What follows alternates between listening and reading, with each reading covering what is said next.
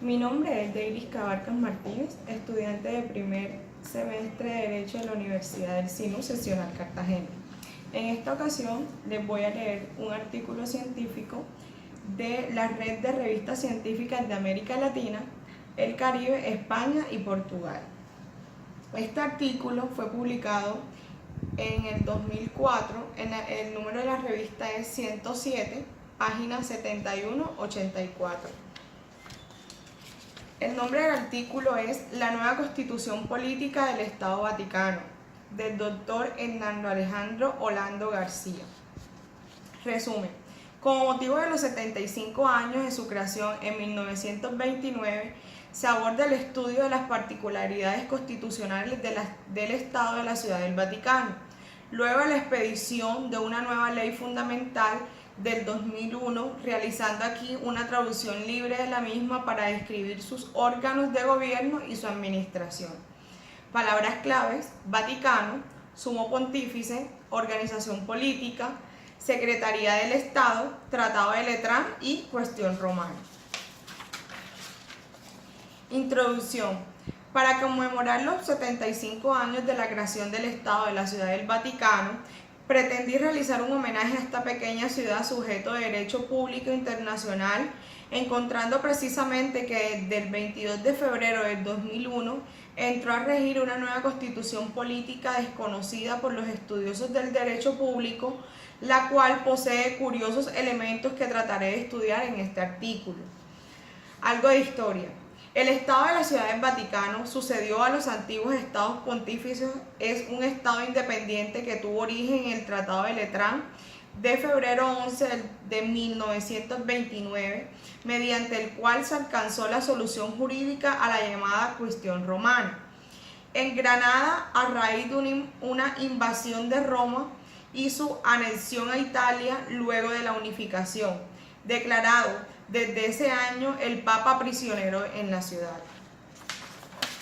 La desaparición del soporte material del pontificado trajo como consecuencia el que se negase la soberanía temporal del romano pontífice y de su personalidad internacional, sin que con esto se quisiera decir, como se ha pretendido por algunos, menoscabar su calidad de jefe supremo de la Iglesia Católica. Para resaciar un poco el daño, el gobierno italiano expidió la denominada Ley de Garantía de 1871, en la cual reconocía la inviolabilidad de la persona del Papa, la libertad de la acción necesaria para el ejercicio de sus funciones, el derecho a la legalización activa y pasiva, usufructo del determinado palacio e iglesia y el reconocimiento de una dotación económica. Sin embargo, la Ley de Garantía de 1871 fue rechazada por Pío IX en razón a la unilateralidad del origen de la citada disposición. En virtud de este triple impacto, las partes expresaron además su deseo por suprimir todo motivo de diferencia bajo los siguientes puntos. El gobierno italiano reconoce la religión católica como la única religión del Estado. La personalidad internacional de la Santa Sede y la plena propiedad y jurisdicción soberana del Vaticano mediante la creación del Estado de la Ciudad del Vaticano. Y la inviolabilidad y carácter sagrado de la persona del Papa y las dignidades correspondientes a los altos prelados de la Iglesia. Del mismo modo, se reconoce la propiedad y soberanía sobre la Basílica de San Pedro, los palacios vaticanos, la residencia de Castel Gandolfo, las basílicas mayores y otros edificios destinados al servicio de institutos y universidades, comprometiéndose a promover una serie de servicios públicos y a respetar determinadas exenciones tributarias.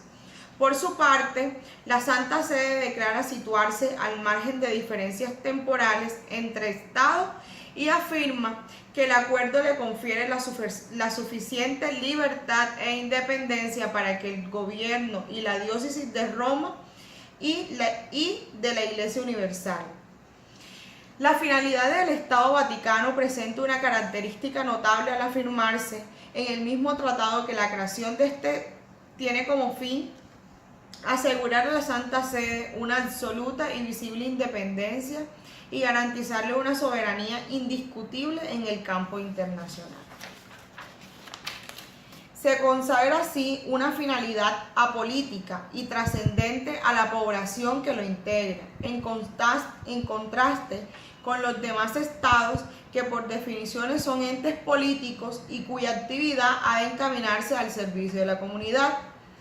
El Vaticano es un estado de menor extensión del mundo y sus propiedades existe la absoluta jurisdicción soberana sin que quepa injerencia alguna por parte del gobierno italiano, estableciéndose sobre este punto recíprocos derechos y deberes. Entre los deberes, el que obliga a la Santa Sede a tener abiertos al público y sujeta a funciones policiales italianas como es la plaza y la Basílica de San Pedro.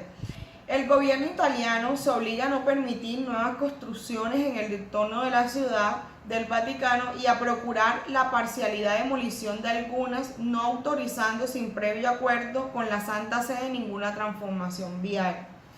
Según algunos autores, existen otras peculiaridades del Estado Vaticano que vale la pena mencionar antes de entrar al análisis de la naturaleza jurídica y constitucional que están dadas por A. La naturaleza misma del territorio. B. La inmutabilidad de sus límites, no como siempre autolimitación derivada de sus derechos constitucionales, sino como una consecuencia de acto internacional de la creación.